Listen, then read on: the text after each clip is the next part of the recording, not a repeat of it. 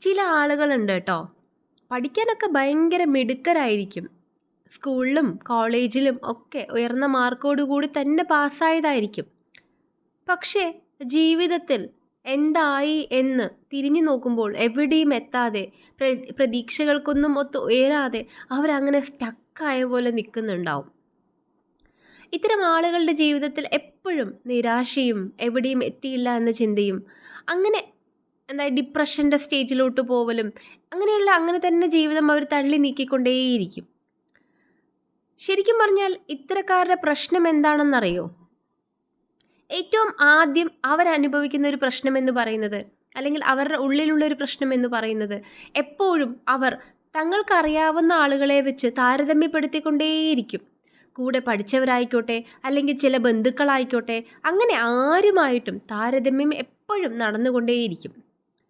പഠിക്കാനൊക്കെ തങ്ങളെക്കാൾ പുറകിലായിരുന്നു. പക്ഷെ ഇന്ന് നല്ല നിലയിൽ ജീവിക്കുന്നു. ശമ്പളം കൊണ്ടും ജീവിത സാഹചര്യങ്ങൾ കൊണ്ടും ഒക്കെ ഉയരുന്നു. എനിക്ക് മാത്രം എന്താണ് ഇങ്ങനെ?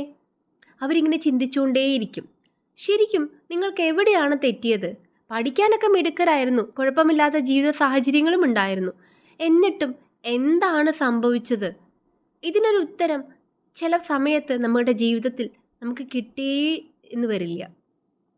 ശരിക്കും നമുക്ക് എന്താണ് സംഭവിക്കുന്നത്? ഒന്ന് ആലോചിച്ച് നോക്കൂ. നിങ്ങൾ മിടുക്കരല്ലായിരുന്നോ? ഒരിക്കലും അല്ല.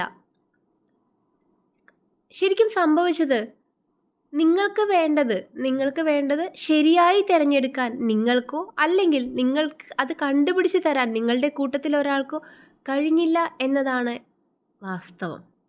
ഓരോരുത്തർക്കും ഓരോ ഇഷ്ടങ്ങളാണ് അല്ലേ? അല്ലെങ്കിൽ ഓരോ ശരികളാണ്. അത് നമുക്ക് കണ്ടുപിടിക്കണം.